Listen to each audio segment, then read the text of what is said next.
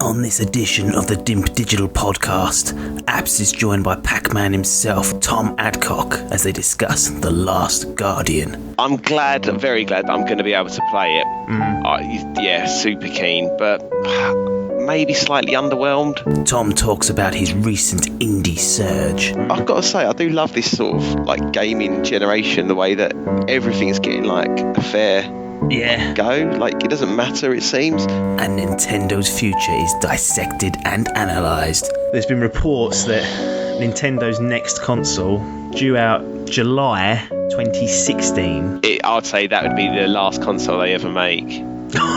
Genuinely, I think that would kill them off, mate. Definitely. That and much, much more on the Dimp Digital Podcast.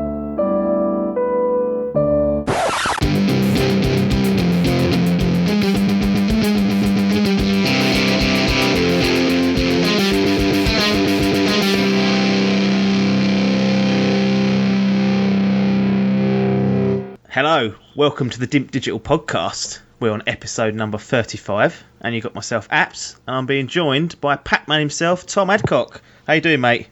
Yeah, good, mate. How are you?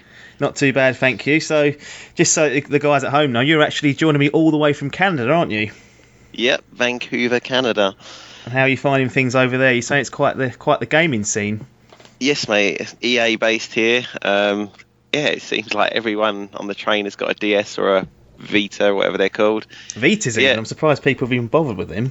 No, they're loving them. Apparently Persona 4 or something's a big deal. Yeah, and there's a new one coming out. Everyone's loving the games over here. Yeah, there's quite a few developers based there, isn't there? You were saying earlier that there's it's sort of like a mini hub, and it seems like everyone's into their gaming themselves. Now, it's been a long time since we had you on, but I can't let this slip. I know E3 was a long, long time ago now, but I just wanted to check into you regarding one of the bigger announcements that was at E3 that's just gone. That's The Last Guardian. Because you've played both Ico and Shadow of the Colossus, with the latter making it onto your greatest games of all time list. Did this catch you by surprise when this announcement filtered through over into the Canadian network? Yeah, a bit delayed as always. Yeah, mate. Yeah, it did. This is like Duke Nukem sort of delayed, isn't it? Really? Yeah, it's that sort of time. It's not far away, is it? Yeah, I was really surprised. I know I heard whispers that it could be shown there, but they say every year, didn't they? It's whispers every year. Yeah, exactly. I really didn't expect it to be. No. And yeah, I thought it was dead. There's been nothing since that very first trailer. No.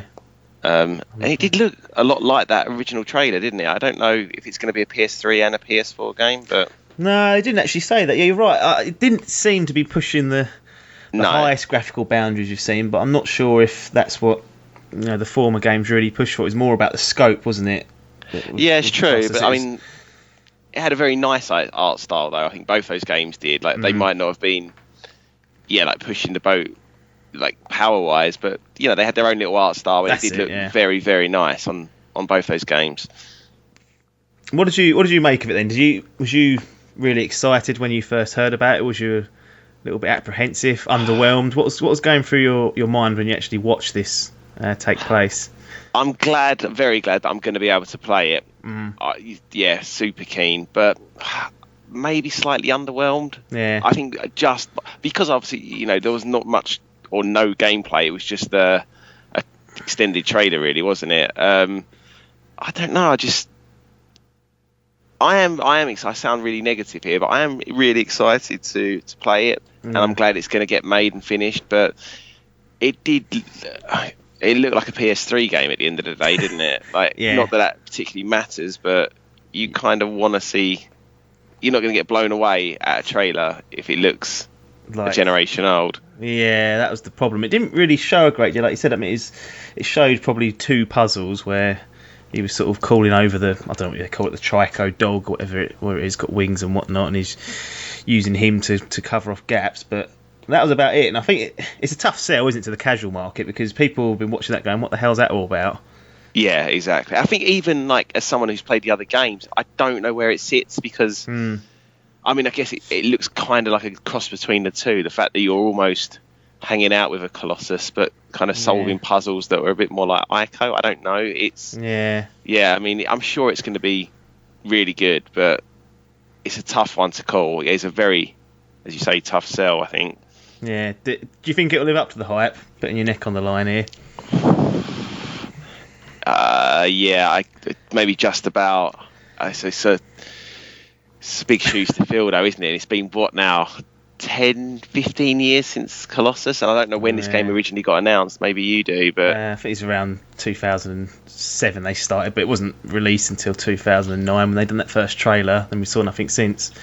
It's crazy. So it's 6 years on now, essentially, and we end up with that.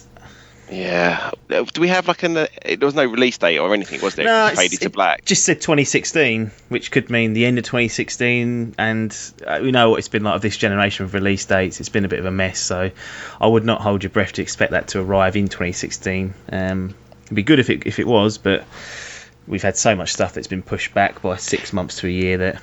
It's a bit of like a Kojima situation there, isn't it? Like the head who heads up the team has been let go, and he's just on as a consultant or something. That's another thing that concerns me, because it's a good point you raised, because it's not the true Team Ico doing it, is it? I mean, you've got the director Fumito Ueda who's come back to direct it, but how much power is he going to have over that? It sounds like from what I've read and what I've heard is that there's been other teams within Sony that have picked this up and put their team on it, and he's overseeing it all, and it's not going to be the whole team, because as much as Kojima is a genius, I think a lot of the praise has to go to his team as well. And it's probably the same in this situation. Team Ico will probably yield a lot of the praise for Ico and also for Shadow of the Colossus. So a little bit concerned that they're not going to be having the right hands on this, because the last time I read something was that the guy that done Knack was sent in to try and save this, and Knack was not a good game.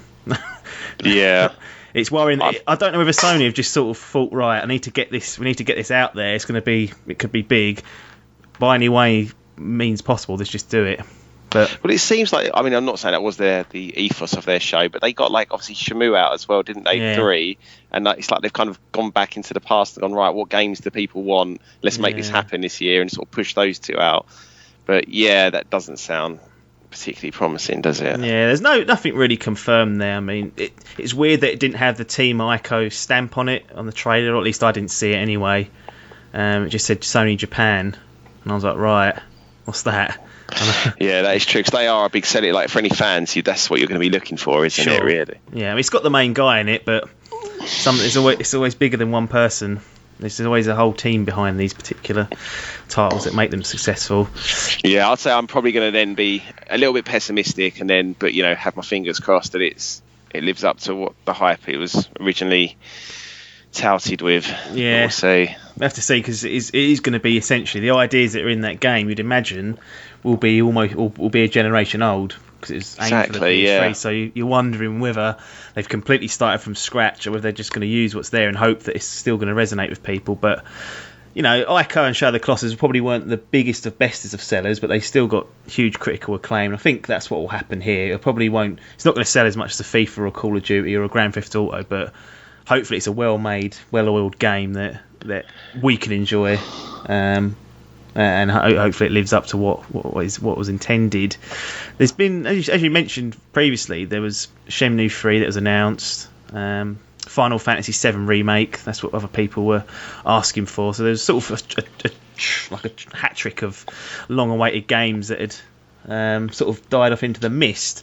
The only other one I can think of to complete this is Half-Life 3, which is another one that people have been asking for. But just a general question: is there any games that you've been looking forward to that never quite made it to the surface, and you're just a bit disappointed that it could do with being resurrected whilst we're in this good time of gaming? That's a really good question. Christ, I honestly can't think off the top of my head, but there's probably tons. I did hear somewhere, I wasn't a massive fan, but like a Banjo-Kazooie 3, I'm sure I saw a Kickstarter for that. But I mean, I'm sure there's a lot of people out there that would be keen to see that. Yeah. There's a lot of those rare games actually they make, because they got bought out by Xbox, and then they kind of just shelved them and never let them actually make any games. Yeah, they was doing those Kinect games, wasn't they? Oh, is that what they had? Yeah, they didn't really give them what they needed. It seemed like they was keeping them penned in for whatever reason. Although, saying that, at the past E3 we did see, I think it was called Sea of Thieves. I don't know if you saw the trailer for that, but looks like a multiplayer kind of pirate game that they're going to be working on, but that looks like it's a long way off. So maybe they're going to let them out of the box and not try and shoehorn them into releasing sort of Connect Sports Rivals and all this bullshit they were stuck doing on the 360 area, because that's not really what they're good at. No, that's true. They got the rare replay pack coming, which I'm sure will be good for old fans and newer fans to catch up on some of the better games. But I guess the thing is, when they buy a studio out, it doesn't mean they're going to keep the studio together. So a lot of the people go their own way. You don't know when after the buyout. And there's a lot of people that went off, some influential people that went off and did their own thing. So again, it's that problem with the original teams not there, and whether they can get the same sort of cohesion in with new team members. I think it's called Sea of Thieves. We have to look out for that one when it comes, and that'll be an Xbox exclusive and probably PC. Have you got anything you would like to see then, like a reboot or a sequel I was thinking about this the other day. I still really want a Dino Crisis game. Oh yeah, from Capcom, like a full reboot. Really, I mean, you look how well. I'm not comparing it to Tomb Raider, but look how well that's been done since that's rebooted with new ideas and a new fresh coat of paint. And I think with Jurassic World coming out, dinosaurs are starting to get in. People are getting over this whole zombie craze. And, having like a Dino Crisis modern day, like Dino Crisis 1, not Dino Crisis 2, where it was all out action. Going back to sort of survival horror would be good. That's probably the main one I'd like. That's the one where would be a mix of like some action, but also with some like Alien Isolation style stealth scenes. That could be an amazing game, to be fair. Yeah, exactly. I mean, there's definite scope for them to do it. Whether Capcom will bother or not, I don't know. Seems like they're not really doing things for the fans these days. We're probably going to get a Resi 7 at some point, or maybe they reboot that again, start that from scratch. I know we discussed that before. And just because surely going on from 6 to 7, it's not the best step. You want to sort of scrub that whole tag away. That'd be their best bet now, wouldn't it, really, with that? Yeah, they've got like a massive backlog of characters and games they could really like delve into, and they don't seem to, well, apart from Street Fighter and Resi, they keep going. I mean, there's tons there they could do. Nah, not a great deal. So I'd say for me, Dino Crisis, like a new reboot for that, and obviously Half-Life 3. I've been waiting so long for that. That's more in the Shenmue camp, where it needs a sequel but just hasn't got it. I guess another interesting one as well, really, Shenmue 3, whether that's going to kick off and be a success. You've got the Kickstarter just about going on now still. Weird that it needs a Kickstarter. I find that a bit strange personally. Yeah, it's odd. But it seems to be the way the firms are going these days. Was it you who told me though that Sony have put up almost all the money, and it's just kind of it's sort of, that's what they've heard. Whether they've actually done, they're going to help out with marketing, but I don't know. The £10 million, it might be $11 million stretch goal is not going to be enough to create a game on. So funding's going to have to come from elsewhere. But I suppose from a business perspective, you can get a free $10 million startup. You're going to take it, aren't you? Yeah, I guess so. That's going to be a strange one, though, because that was like the biggest game, like to make technically wise. Like when it came out. I can't remember the figures were, but I think it was like $80 million at the time, which is the equivalent to something ridiculous in today's day and age with inflation. So it's obviously not going to be groundbreaking. It's going to just be like an indie game that ties up the story, I guess. I can't see it. Well, if they don't tie up that story, then people are going to be livid. Yeah. Imagine that. But they probably won't. They'll probably just keep it open-ended if it does well to get a sequel out. So I can see that happening. It's just absolutely a bit of a disaster. Having not played the first two, I think you've dabbled with both of them, haven't you, or at least one of them. Do they feel good back then? Do they feel groundbreaking? Yeah, because you had them on Dreamcast. Correct me if I'm wrong. Yeah, my brother was really keen on them, and they were good. It was just kind of, there's a hell of a lot to do. Like back then, it was groundbreaking. You had to have a job for a few days, and it was crazy the stuff you could do on there. Yeah, but I wasn't ever super keen on them, if I'm honest. So no, I'm not. It's not one I'm sort of keeping. I mean, I'm interested as a gamer to sort of see it come out and see what it's like and hear the buzz around it. But I don't think I'd play it. No. No, I doubt it. Much, no. I think it's for the fans, that one, isn't it? It's probably why it's gone on the Kickstarter, because they're probably quite aware that it's not going to appeal commercially, is it, to everyone? No, the Dreamcast didn't have a big user base anyway, did it? So a lot of people are probably like, what the fuck's that? Yeah, and again, if you put a 3 on the end of it, people are like, well, I haven't played 1 and 2. Well, I'm not going to bother with that. It's one of those things. That's why something like I've just purchased Bloodborne, as you might have heard in the last podcast. Like although it's from From Software, who've done the Dark Souls series. Because it's a new IP, I was much more inclined to pick it up than bother going to Dark Souls 2, because it feels like it's a new story, it's new characters, and it feels new. So having a Shenmue 3 on the end of like a Shenmue 2, which is a decade old now. It's crazy.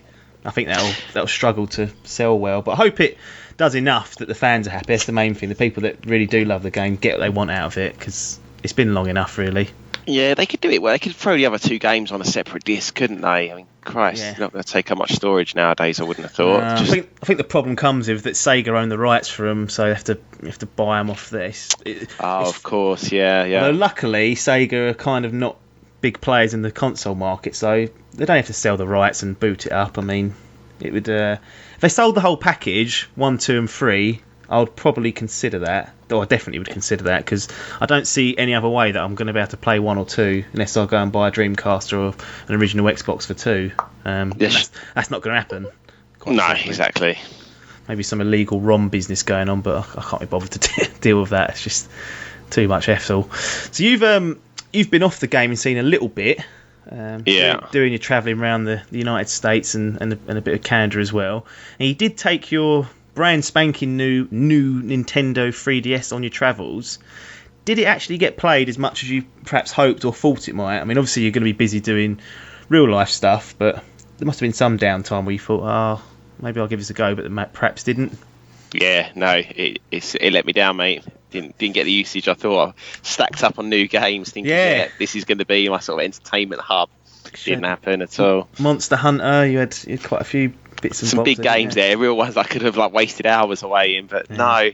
But I don't know if that was the problem in itself, because I only had snippets of time. Monster Hunter is not what you want to be doing, is it? Exactly. I mean, I'm sure, had I've got going on it, I would have got well into it, but I just didn't want to.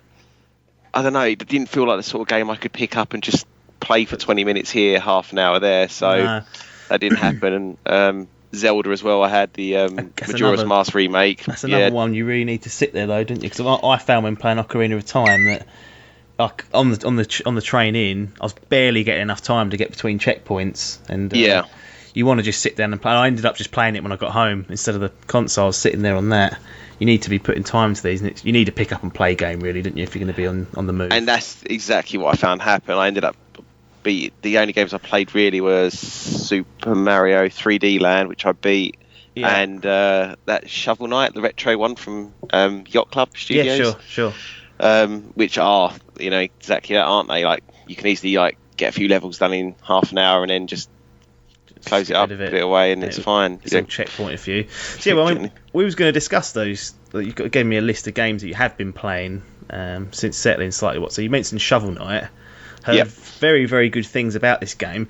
Very surprised to hear that it was actually on Nintendo platforms, because they seem to miss the boat with a lot of third-party or indie support. But this particular one was out on the Wii U and 3DS and PC, on time for once. How did it play on the 3DS? Yeah, I'd say, I don't know. It was probably my preferred platform for it. I mean, it looked great on the 3DS. I don't know how good it would look on a HD 50-inch TV. I mean, I know it's not meant to, but it just felt right. It felt right at home on the console. It's simple controls, and it was perfect. Absolutely perfect. Did you have to use the touchscreen at all? Was that implemented? No, it's not gimmicky. No, it's just stuck to its guns. Yeah, I think it's pretty much the same on every console. The only thing is, I know the secret characters actually on the home consoles. I don't know if you heard this. No, I didn't. So the guy from God of War, is it? Oh yeah, Krakos or whatever. He becomes a boss in the PS4 version. Right, okay. And there's somebody in the Xbox One. I can't remember who it is, but I kind of thought that was pretty cool. They're putting that sort of effort in for no reason. I'm surprised that Nintendo didn't, or they didn't put something in Nintendo, because they've got a ton of characters, and Nintendo, they always do things like this, try and sneak in. I know this is not a Nintendo game, but there's tons of characters they could have used, and usually there's crossover on Nintendo games, which is normally quite good fan service. So it's surprising not to see any of those. Mario or even a Bowser boss pop up. That would have fitted him. Yeah, it's true actually. Oh, the other one was the Battletoads are in the Xbox One one. Right, yeah. Yeah, they look really good actually. But yeah, I mean, you're right. Considering, I guess that's why the game's on Nintendo at all, is that it's probably inspired by all of those 8-bit classics from the NES and things. But I guess, they kind of just missed the trick there. Just had the game and went, that'll do. That'll do. So for those that don't know what Shovel Knight is, just give us a brief summary. It's a 2D platformer, essentially. Yeah, 2D platformer. Throwback. I don't know if anyone will remember these games, but it's a pretty much 50-50 mix between the Mega Man games and DuckTales, which got a reboot on Xbox 360 or one. I can't remember what, but it's on the Arcade Live. Yeah. They rebooted it, but it's literally they're the two games it inspires most. But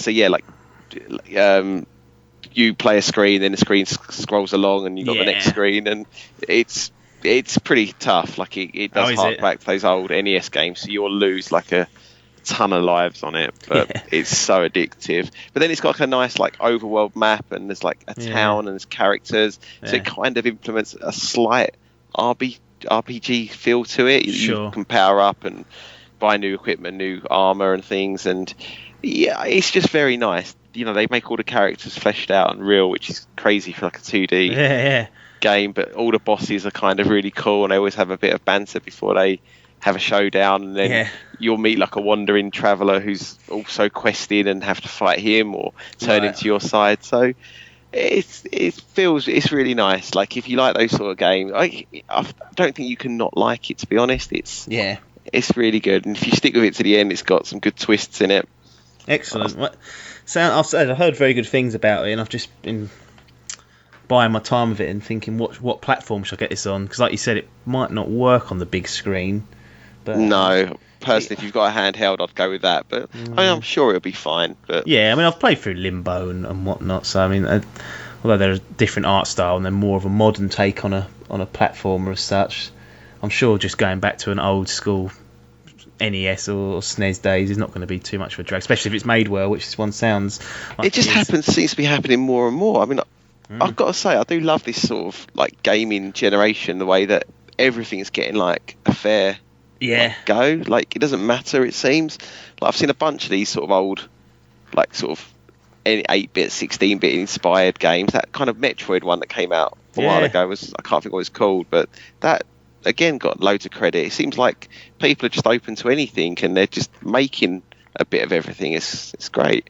Yes, it's great, because there's a generation of people growing up now that never played a 2D platform. Probably it was all in 3D by the time they started playing. This gives them a taste of what the days used to be like. Just one question on Shovel Knight: does it have auto checkpoint? Is there a number of lives? Can you potentially run out and have to start from scratch like old school?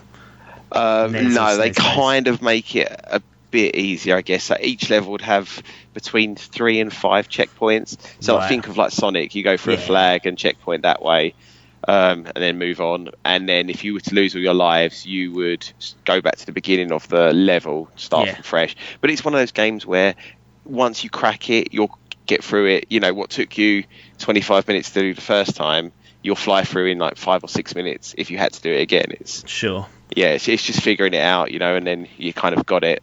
It's done. You're down to a T. Sounds good, and we'll definitely be looking at grabbing hold of that on one platform or another. It's going to probably be one of the consoles or maybe the PC. It's not going to need a big, powerful gaming rig, which is another advantage to these type of games, that you can play them on a small laptop these days. Yeah, I think it's quite pricey, so maybe just wait till it drops, to something more reasonable. Yeah, there's always there's Steam sales going on every other month, so you can find it in there, or there's PlayStation's sales and things, and Xbox do the same, so it's got to be a place to find. So you also mentioned Mario 3D on the 3DS. Now, have you played many Mario games before on the handheld, or is this one of the first ones? I mean, how many have you actually gone through? I'd say it's my first one, if I'm honest. Really? Yeah, I can't think of another one, because there's been a whole bunch of reboots and remakes, and I've never touched a 2D kind of handhelds before. So yeah, it's definitely probably the first full title I've played through. And you completed the whole thing? Yeah, eventually, yeah. Did it take a while? I'd done my head in. I forget, because I haven't played those ones, like the more modern ones. So they let you go through the levels, but then the last world is locked. You have to collect so many of these hidden coins. So I had to literally go back through the whole thing. Oh, I hate things like that. Crawling for just to kind of pad it out a bit. If I'd known, I would have just done it as I went, but obviously I didn't. So literally had to redo the whole game again, which annoyed me. Yeah, there's something similar that happens with Arkham Knight, where you essentially there's a plethora of different side campaigns, and by the end you have to have done a certain amount of them to unlock the ending. Essentially, that's so annoying. I was just like, why is this? Why have you done this to me? Like, I've finished the game, like the main story. I don't like it when they tie things like that into it. Did it communicate this up front that you'll need to do this, and you just thought, nah, I won't bother? No. Yeah, exactly. Well, it didn't, but I feel like if I'd played any of the more recent ones, it would have been common knowledge. Yeah, sure. Yeah. That's how it's just assumed knowledge in that. So I feel like in that Arkham Knight, you probably felt well duped, but on this I just felt like, well, I'm out of the scene here. So it didn't, and I mean, I guess it's half the fun is going back, so I couldn't really remember the levels, but I was just hidden though. Yeah. I don't see what I liked about Super Mario Galaxy was that at the end of the level you got your star at the end of the level. You didn't have to go. You could go off and find extras, but to get to the main end of the game and complete it, you didn't need to do that. Like, your reward for completing the level was enough to progress you and get enough stars to unlock the final world. Yeah, I kind of feel like that's a bit of a bad move to allow people to make that mistake in the first place, like not rewarding them to unlock the final. Yeah, I feel bit. like maybe I can't remember. I did play one of the Marios on Wii U, and that had a similar premise, but it was just unlock secrets. You'd get through and be fine. Yeah, and I feel like maybe that's better because I was like, sure.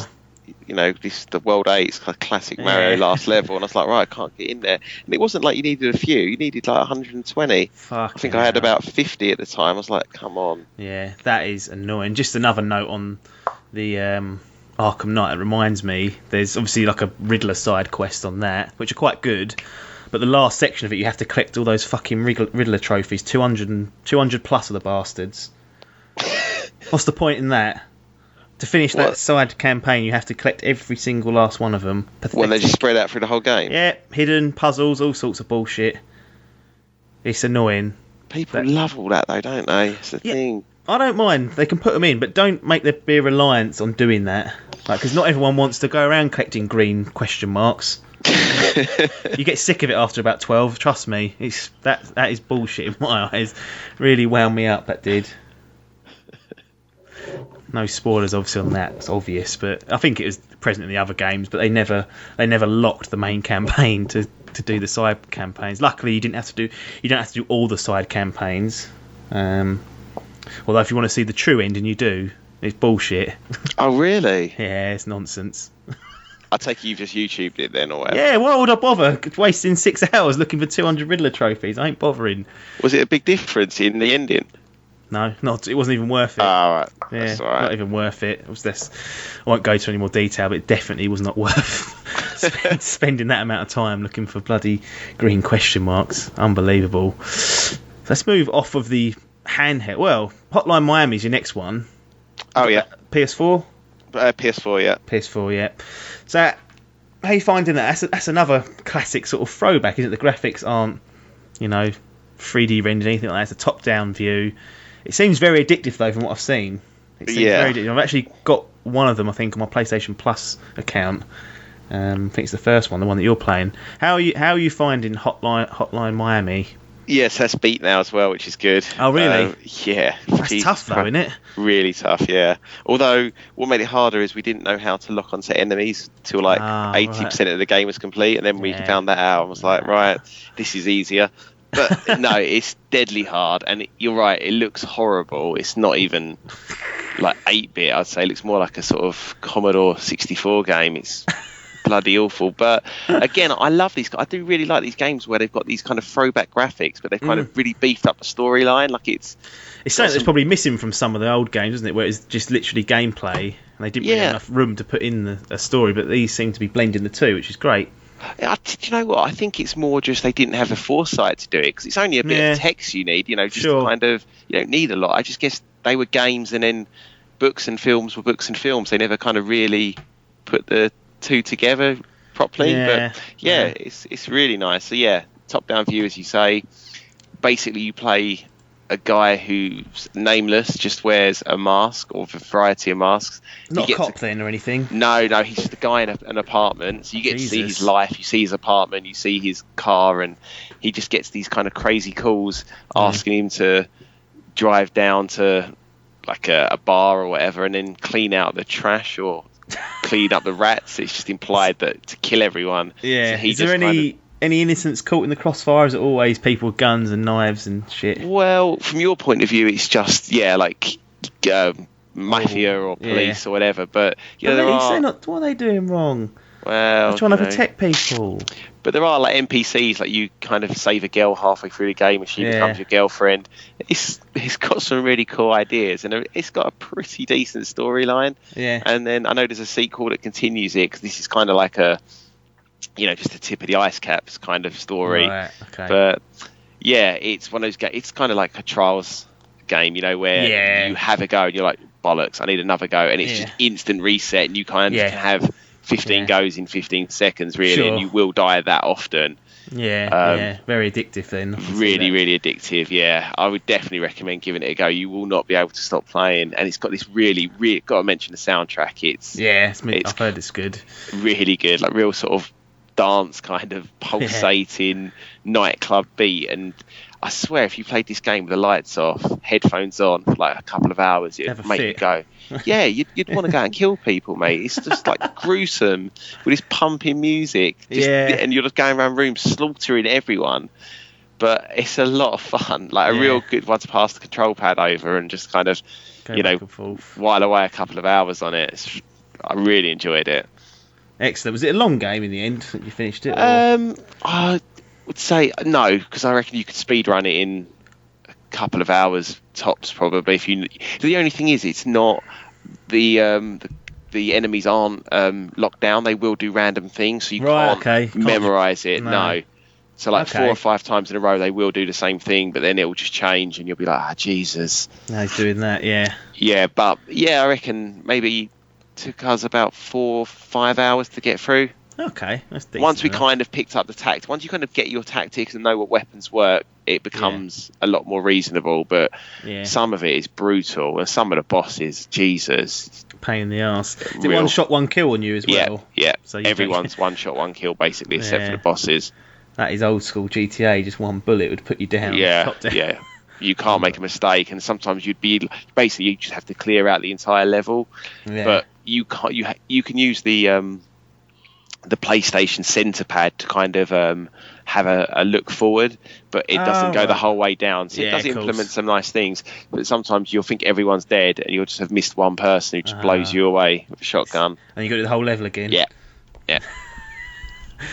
Or at least it instantly reloads, because there's nothing more frustrating than retrying something having a bloody great big load time. I could really do with a instant restart on Bloodborne, because I am dying so much.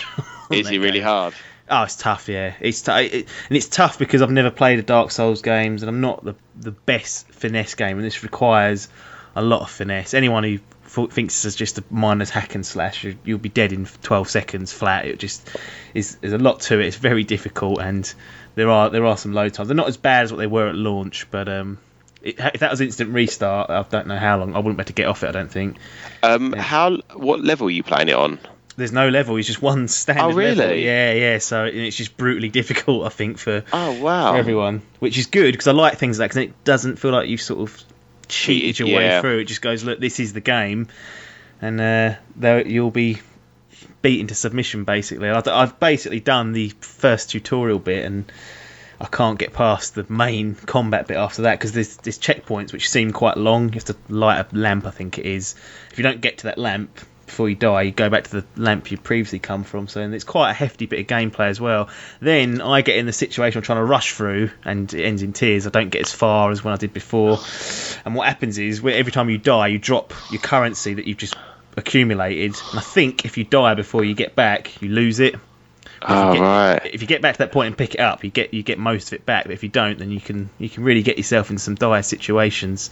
But yeah, really, really good. Just tough as nails. I think that's a really good point you just made. I think I'd quite like that if there wasn't difficulties on games. Yeah. They just said, this is what we want the game to be. Sure. This is the difficulty level. knock yourself out. Yeah, like I get why they do it, but that would be kind of cool, I think. Yeah, no, I think they could then fine tune the AI to work properly rather than trying to have it scalable where you have easy, normal, hard, then insane, and I just feel like you can't just scale way up like that. Like you'll have it on normal, which might be hard, but then because it's scaled, they don't want it to be too hard. They'll just do stupid things. Yeah. Whereas if it's one difficulty, they've designed to play the game this way, then the AI should be top notch. And on this, they are bastards. They will put you down. It's funny, yeah. Because when I've watched, I've only watched the what are the other ones called? The Dark Souls games. And it does look like you are just kind of, like you said, hack and slash in. Just swing in, take a step back, swing again. Yeah. But, yeah, I guess you can only know it to play it kind of thing. Yeah, it's a lot of dodging and counter-attacking and timing things. Like, look, the thing is, the videos you'll see make it look easy. Because they know the game's inside out, whereas I make it look very difficult because it is very difficult. But it's something that I'm trying to get through, and I'll hopefully get to the very end of that. I'll be annoyed if I can't complete it, but it's going to be a struggle. It's probably going to be a few hours before you learn the mechanics and whatnot. The final game you've got on your mini list is Towerfall. Yeah. Now, I don't know a great deal about Towerfall. I remember seeing a video a long while ago, and it looked really good. And then, I don't know, it didn't put me off, but I found out that it was multiplayer only. It might have been an early access version of it. Is that still the case? Is it just 4v4 or? Yeah, as far as I know, it's not online, which seems ridiculous to me. So it's just local co-op only. Local co-op only, yeah, and it is. You can play it. There is a campaign on it, but all right. The game is a multiplayer game. Really, that's the bread and butter of it. Yeah. Have you seen it in action? Do you know what it's about? Yeah, essentially it's a 2D combat game, but you're using arching, I guess, for most of it. I don't know if there's any power-ups or whatever you get, but you'll probably do a better job of explaining it than me. Yeah, so I would say it's like again, everything I've been playing has been like retro, but it is like a retro Smash Bros, I guess. Okay. So, ideally 4v4 local co-op, pretty much one hit, one kill for everything. Right. You can get armor or, invisibility, and there's a bunch of power-ups, but mostly you've got one hit. But it's one of those games which is so simple to play, but I imagine if you're an expert at it, to watch people play, it's so tactical, but really you've only got the one button. So as you say, you're an archer, you shoot your arrow, and then generally you go back and collect your arrow again and have a second shot. Right. But there's a nice physics to it. You can jump off the walls. There's a bunch of tactics. You can jump, like if you come through the right wall, you'll turn out the left wall. If you jump down, you come back up, and a Pac-Man type thing where you go out the walls. When you see it in full flow, it is so much fun to play. It's really, really good, and like there's good physics on this. When you fire your arrow, you can kind of just, if you fire it from the top of the screen, it's gonna arc and bend down. Yeah, that's good. I like that. Yeah, that's good. It's really good. And if you're very quick, as the arrow's fired at you, you can actually catch it and have a second arrow, a third arrow.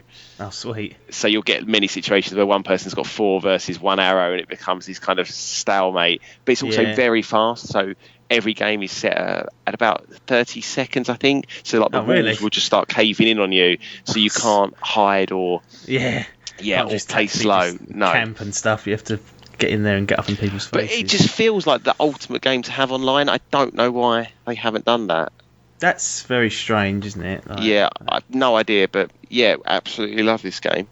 Yeah, I wish that was online, because that would be great to play, like you said. And if you're on your own, though, sitting at home, you're a single player person, it's just irrelevant. Basically, you wouldn't go near it. No, that's a shame, because local co-op is great, but it's not always practical these days. People don't always have these big gaming nights and have people around. No, the fact that online's there, it feels like it should be put in there, really. Yeah, it just feels like it's a Nintendo game on PlayStation, really. It's, it's like a party game, essentially. Why they've chosen to release it on that platform is a little bit perplexing, really, but it's a great game. I'm glad they've done it, and I'm glad PlayStation have picked it up and whatever, but it's just missing that one vital ingredient, really. Yeah, That is a bit of a shame, but it sounds like a good game in principle. I think Nidhogg's similar to that, where it's local only, and that's like a 2-player sword game. I know there's been comparisons made from Towerfall to that as well. But yeah, I think they should be including online. Yeah, I know that there's been an expansion, so the guy is kind of still working on it, so maybe it will be something that comes out in the future. I have no idea. But he made a whole bunch of new maps and new weapons and armors and things, so hopefully, yeah. But yeah, again, really keen on that. And obviously still playing it because it is multiplayer. Doesn't really have an end, does it? No, exactly. Are you going to bother with the campaign on it, or...? No, I've seen the other guys I live with playing it. It does look a lot of fun. There's bosses, and obviously there's 2 of you going through the levels, clearing them out. It does look like fun. Oh, you can co-op that, can you? Yeah, just 2 players on that. But yeah, it does look fun, but as I say, it's made as a multiplayer game. They just kind of tack that on. Yeah. But yeah, it's pretty nice. Excellent. So those are the games that you've been at for the last few weeks, months. They're all, like you said, many of them have seemed like throwbacks to older sort of 8-bit consoles or just 2D style games. Is there a reason for that? Is it just the situation you're in, or have you just got a bit disillusioned with the big blockbuster titles, or has it just been there's been a lack of stuff that's been interesting? No, I think it is just my situation, to be honest, mate. I'm still keen on the news of games and stuff. It's just because I've been bouncing around for a bit. It's just been pick up and play games. Yeah. I'm guessing now that I've become more settled, I'll hopefully start getting back into your proper AAA type. There's a bunch of games that I've missed. Bloodborne being the main event really that I really want to play, and things coming out. I'm looking forward to a bunch of stuff. I'm right in saying Metal Gear was announced for September. Yeah. So September. Yeah, so I'll 100% be playing that. I'm actually I've got like a mini holiday at the end of August, so I'll be playing that as soon as I get back. Really. Excellent. First one as well. That's what we're going to be doing. That'll be your first Metal Gear Solid. Hopefully it won't disappoint you. I mean, obviously it's been a bit of a mess with the development in terms of who's leading it, and Kojima leaving and whatnot, or leaving at the end of the game's release. So hopefully that won't have an impact on the game itself. Now, I remember a long time ago you were saying I need to get an Xbox One to complete my sort of 8th gen collection. Is that on the horizon, or are you going to stick with the PS4 that you've got access to? We are missing one. The guy I live with is a massive PlayStation guy. Yeah, so he didn't have the 360 at all. And really? Yeah, he's just got the PlayStation. I don't know, mate, because I assumed I would be living in a video gameless sort of world. Yeah, but I'm not. So, and now I look at it. What am I missing? What at the moment? Yeah. From what I know, it would just be the one Maximum Overdrive or whatever it's called. That's not what it's called, but the guy skating around going crazy, Sunset Overdrive. Sunset Overdrive, yeah. I can't think of anything else I'd actually be. What about like Tomb Raider when that hits? Yeah, but it'll be coming to PS4 at some point. It will be, yeah. I can wait. Halo? No interest. No interest. No. Anything else? No. Sell it to me. Come on, that's it. Off the top of my head, that's coming this Christmas. There's probably more, but they're the 2 big ones. Forza, if you're interested. Yeah, no, I'm glad. I've definitely made the right choice console-wise. Yeah. Okay, cool. Yeah. You've got Uncharted obviously coming next year. That'll be. Yeah, that looks amazing. To be fair. And that's what'll be happening. Go on. I was just going to say I've got Uncharted 1, 2, 3 here, which I could actually go back and play. Yeah. No, I was going to ask you actually. That's strange. I was going to say, is there any interest in the remake or the remasters of 1, 2, and 3 that are coming to PS4? I didn't know that was happening. I will wait and I will play those for sure. 100%. Oh, really? Yeah. I didn't know that was happening. That's amazing.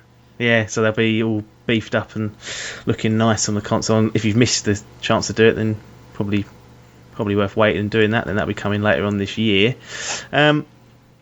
Just before we close down for this particular session now, as we record this, details are a bit sketchy on this, but it's essentially that there's been reports that Nintendo's next console, we'll call it the NX because that's their code name for it for now, is due out July 2016. Now, this is what has been said according to a Taiwanese newspaper. And it's come basically from manufacturers and part builders that are saying that this is what their plans are. They want to get this out by July 2016, have all the mass production in place, and probably launch it shortly after the E3 of 2016. Now, it seems a bit soon to me. Hell yeah. It seems a little bit soon. Like, I mean, the Wii U will be, what, 3.5, 4 years old by then? I don't know the exact times, but you're a Nintendo fan, or you do love Nintendo. That's where you made your gaming stance back in the day and got most of your games out of. So you stuck with them during thick and thin. Let's talk hypothetically here, because that's all we can do. What's your thoughts when the NX comes out July 2016 and it's selling at, say, £300, something like that? I'd say that would be the last console they ever make. Genuinely, I think that would kill them off, mate. Definitely. You don't think people would be interested, or no? Like, I mean, it depends what it is, because Nintendo, you never know if it's, would it be some kind of, if it was much cheaper than that, and it was like some kind of not HD, but a beefed up Wii U, and it was like, right, just it's £180 for argument's sake, which it never is going to be. If it's a fully fledged, like next generation 0.5 console, or even if it just brings them up to spec, they're gone. Nobody from this generation is going to buy it. And it's just going to put them when you think, I'm guessing there's people at PlayStation and Xbox working on the next generation consoles already, but for probably 7-8 years time or whatever, or I don't know, 5-6 years now. Yeah. And you're just always, it's going to be like, I don't know, buying like an iPhone or an Android phone and always being like 2 generations behind. I just don't. Yeah, they're full of crazy ideas. So it could be something amazing or something awful. But if, like you say, hypothetically speaking, if it's the new console, it retails at full price. No, it's way too soon. Way too soon. I think they're in a bit of a tough spot, though, aren't they, with their terms of their Wii U sale? They're just not getting rid of Wii Us. They've just stagnated on like 9-10 million. Sony have come along, a few years later, got up to 20 million. Xbox, I think, has overtaken them now. The Xbox One's overtaken them. They had a good 1.5 year head start on them, and they're probably looking at it thinking, "What the hell? This is not." And they're probably not making a lot of money on these consoles because the price is tumbling at every given chance, and you only got to look at the release schedule. We've had Splatoon and Yoshi's Woolly Wonderland or whatever it is that's come out this year. Got Star Fox coming later this year, but there's been no Zelda that's been for this generation, and no Super Mario Galaxy, things like that. You wonder if they're just thinking, right, let's just cut our losses here and try and get a fresh start out of it. Yeah, they just don't learn their lesson, though. I mean, I think we said it before, like 2 years ago they had an awful year. Then last year, pretty good. People like you who were, complete a year before that was saying, they're gone, scrap them, shit. You were like, you know what?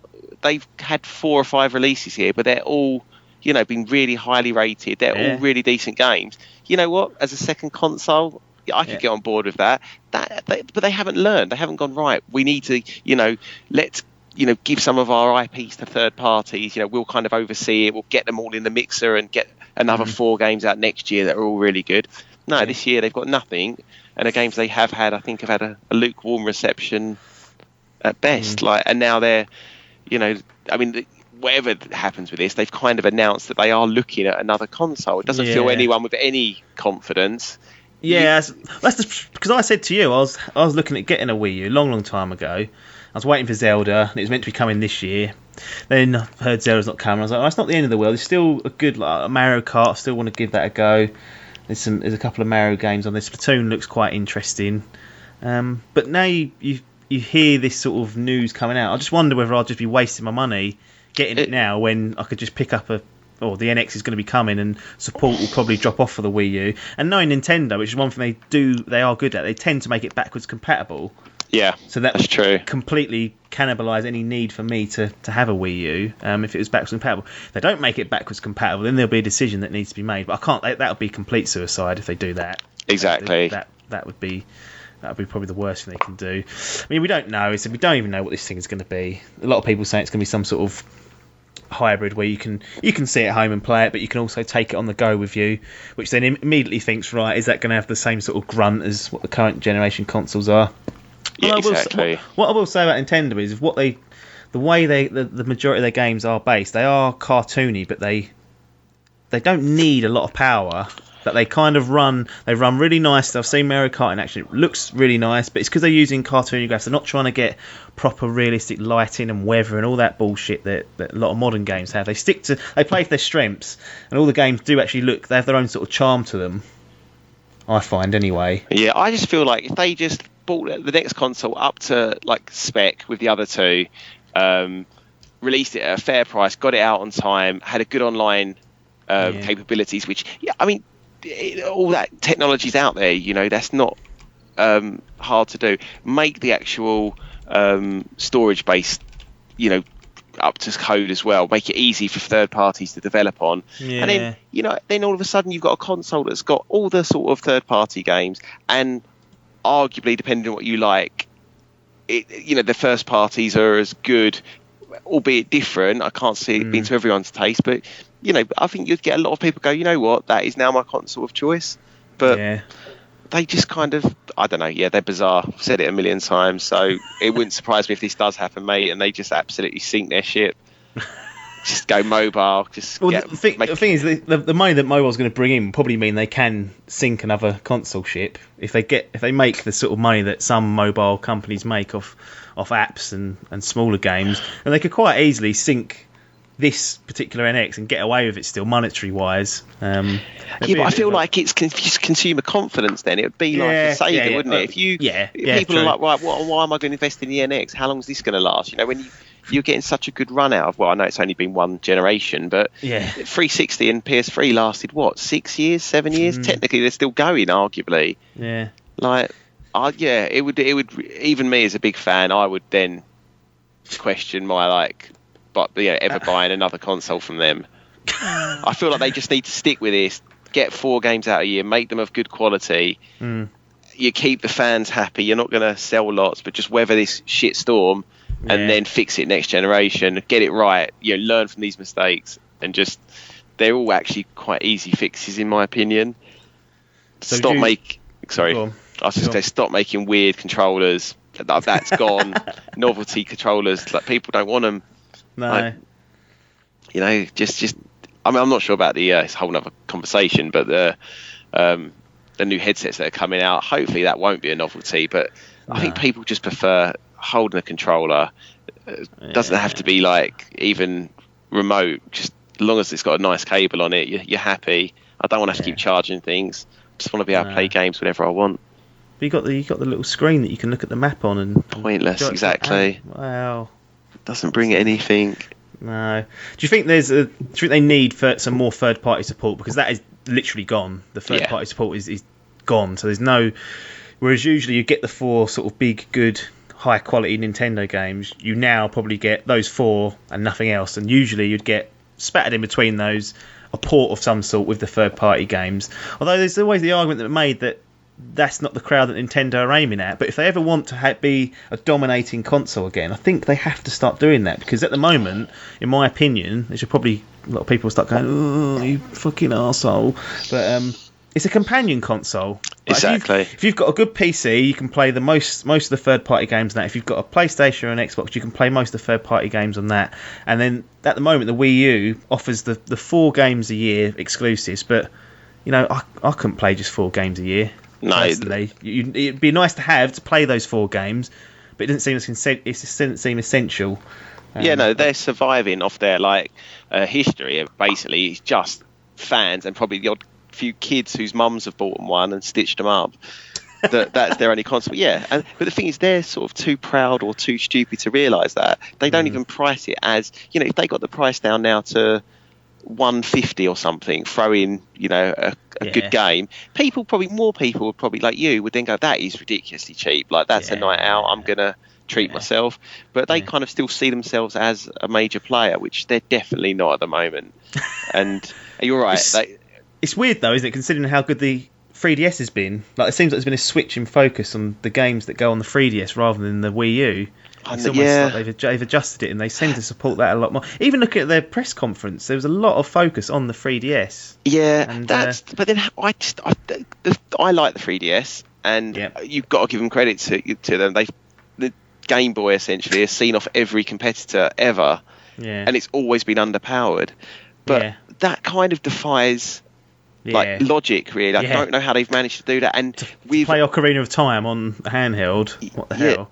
Yeah, and like mobile gaming is, well, I don't know if it's getting bigger now, but it's around. It's what people predominantly play. It's probably not people, me and you, that play it, but it's people that don't consider themselves gamers but sit there and play it on the train all the way to work and back. Like, I don't know if they're going to... It's a big market. Yeah, I just don't know if they're going to get another handheld console. Because, I mean, the 3DS had a shaky start. But I don't know if they'll be able to get another console out that would do equally as well in the future. But potentially they will, because they've always kind of defied logic with their handhelds. But you can't just be a handheld developer, surely. Like you're going to have. I don't know. The home console, didn't they? That's sort of where the big push around gaming is around the PCs and the consoles, isn't it? That's where the publicity comes from predominantly. Yeah, they just need to go. I mean, they're cash rich. Pay a couple of top first party guys to just come over to you and make some games for the next console. Go all out. Just put all your money in it, and in 5 years, 4 years, launch and say, look, we've got this great new IP from Kojima Productions. Do you know what I mean? Yeah, exactly. Go take him out for lunch, butter him up, say, look, mate, 100 million every 5 years. You make whatever you want. 500 million, they've got the money. Yeah. That would be what a coup for them if they announced that. Yeah, he's going to have a lot of people knocking on his door come 2016. He's going to have the pick of the bunch, I think. But it's a strange situation. I mean, it could be by the time this drops that it's come out and it's all bollocks. I mean, the one thing that puts me off this being accurate is that apparently Nintendo are looking to ship 20 million of these new consoles in the first year, which is ridiculously high. The Wii U's not even managed half of that, or it's just managed about half of that its whole lifetime. So you have to take this particular report with a pinch of salt. But I'm kind of like, if it's backwards compatible, I'd prefer to get it out there and get that one. I wouldn't want to, because then at least I know where I stand in terms of getting a Wii U. Yeah, I could just go, right, I don't need to get one. As simple as that, and I know I can wait. Get Zelda at launch, which would be the launch title. Yeah. Be bizarre though, wouldn't it? The Wii U lasted 3 years, 4 years, had 10 games on it, from Nintendo, and that's it. Just binned. See you later. We never know. We'll see what happens. As I said, we're recording this earlier than this podcast drops, so it could be that this report's all complete bollocks. But I always say there's no smoke without fire. So we'll watch this space, and if something develops, obviously we'll be chatting about it in the next few weeks. But I think it's a good time to draw this particular podcast to a close, mate. Thanks for joining us on this particular one. Those guys of you at home, once again, thanks for joining us on this podcast. If you need to get in contact, if you can do on Twitter, which is @Dimp Digital. You can also like and post on our Facebook page, facebook.com/Dimp Digital. And the email address is still there, dimpdigitalmedia@gmail.com. And of course, do not forget about the YouTube channel. Go on YouTube, tap Dimp Digital in. Have a little look, and obviously make sure you subscribe whilst you're there. That's it for now, though. Game over. It's goodbye from Tom. See you later, mate. And it's goodbye from me, Apps. Thanks for your time, and ta-da.